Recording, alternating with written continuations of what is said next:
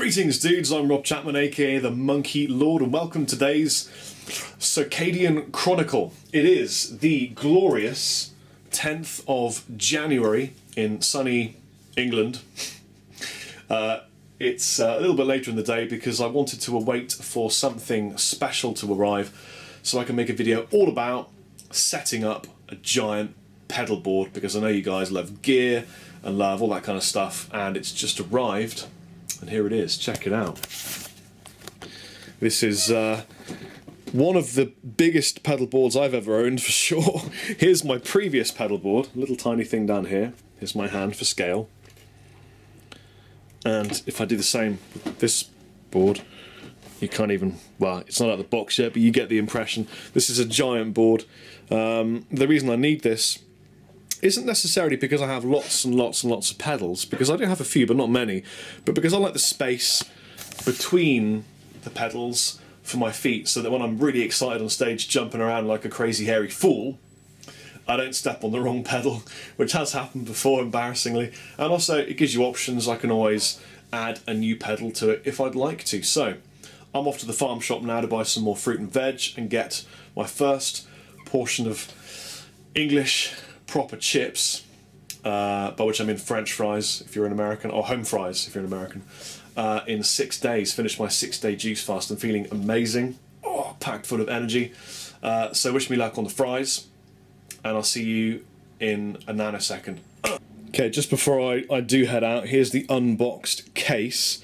This is massive, but it's absolutely fantastic. Another email. The best thing about this particular one, and the larger ones, is that they come with wheels so that my techs, Bibby, Glover, Pablo, will have a little bit of a helping hand shifting this thing out of the bus and onto stage. Let's take a look inside.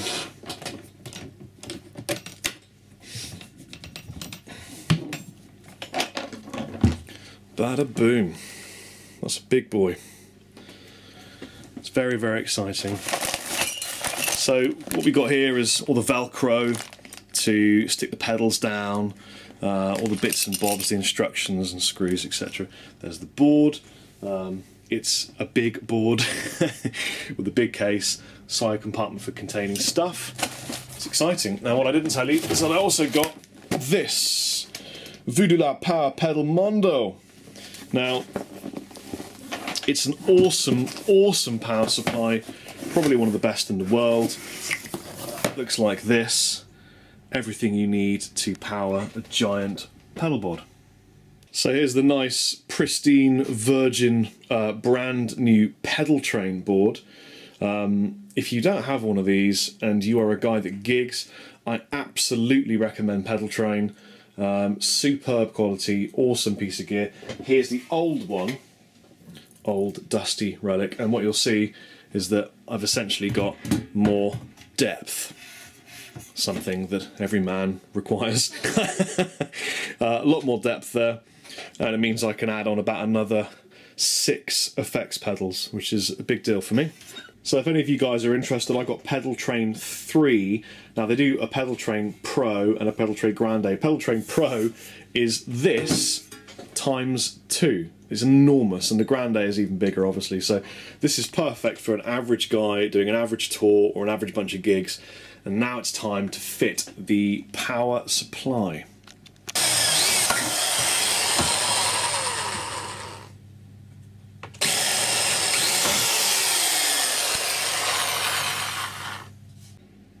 So the only part that I suppose could be viewed as tricky in the assembly of this pedal train is you drill 4 holes in the frame to mount your power supply to it on the underside, so that it's not in the way of the pedals. Just done the screws, just going to tighten them up and then ready to go. All powered up and ready for Chappers Pedal Monkey Lord action. This bit may take a while. Go make a cup of coffee. Yo, found a handy Zilla cab platform to put my baby on. So I'm all mondoed up, which is really exciting. Been following some of the Pedal Train videos to make sure I don't do anything wrong, because the last one I had was done for me by the wondrous Graham May. good buddy of mine who I haven't seen for a long time. If you're watching, mate, I need a coffee at some point in Southampton. It's been too long, man. Time to get the Velcro on. Before that, you give it a wash, get rid of any dirty, nasty residue, and I'm going to go fluffy on the board, grippy on the pedals. So yeah, here we go.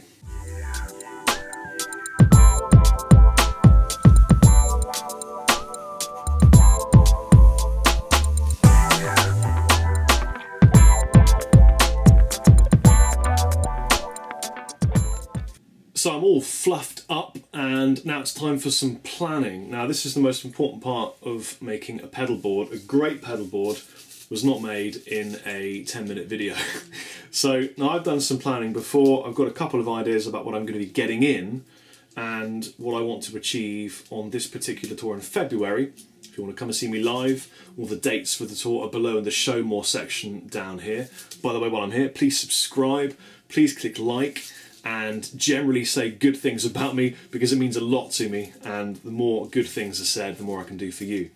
So, like I said, all fluffed up. I'm going to get the pedals. I'm going to rip off the previous goop that was on them.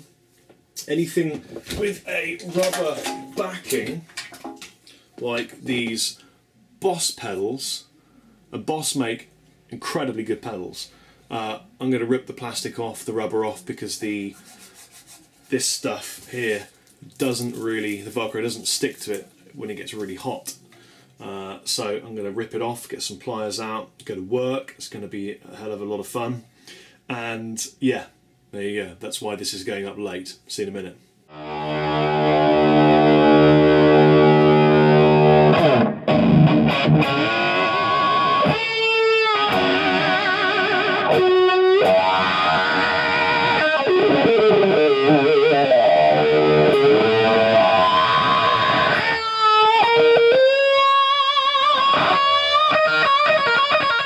Just making a decision about the placement of my fuzz octave around the wah, because I think convention is that you put a fuzz before a wah, but you can put it after, and it's got an octave and it kind of sounds nice both sides.